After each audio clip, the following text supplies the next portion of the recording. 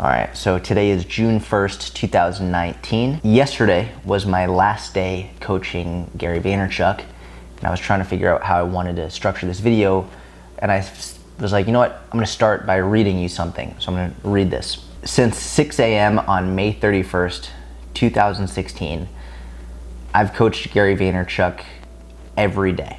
Jordan, how do I work out? 100% every time. That's it. And I fucking hate working out.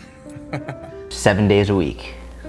I've coached him in New York City, Los Angeles, Miami, Hong Kong, London, Ireland, Belgium, Poland, Hogsmeade.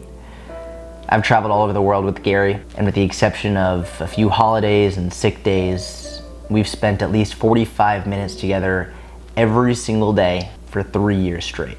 I've learned a lot from Gary, so much I could legitimately write an entire book on it. And while there are too many for this video, I want to share two of the most important ones with you. Number one, your insecurities are the jail of your emotions. So many of you are keeping a secret inside that's just insecurities that your mom gave you, or your dad gave you, or your older sibling gave you. A lot of you are sitting with them. Half of you are sitting with them. I met you tonight. The fact that I know that if you made a video right now and just told your truth, if you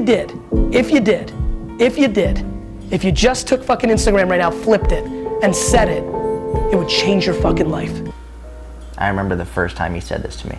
Think of it like this. The other day I wrote a post on my Instagram outlining how I'm self-conscious of being short and being bald and a whole bunch of other things. Hundreds, literally hundreds of people joined me in the comment section revealing their deepest insecurities.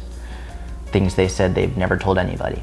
But once I told you my insecurities, and once you told me yours, it was almost like the insecurity disappeared. It was no longer something to be self-conscious of, because as Gary once told me, and has told me actually time and again, once you own it, you own it, because nobody can use it against you anymore. I think a lot of people that struggle with fitness and health and fitness, and really probably in life in general in different disciplines, is they're unable to be accountable to themselves. The second thing, what's the worst that happens? Anytime I've been worried or anxious about doing something, Gary's asked me, what's the worst that happens? Like, worst case scenario, what is the worst that happens? And at first, my mind would always try to create the most worst, terrible, awful, worst case scenario ever.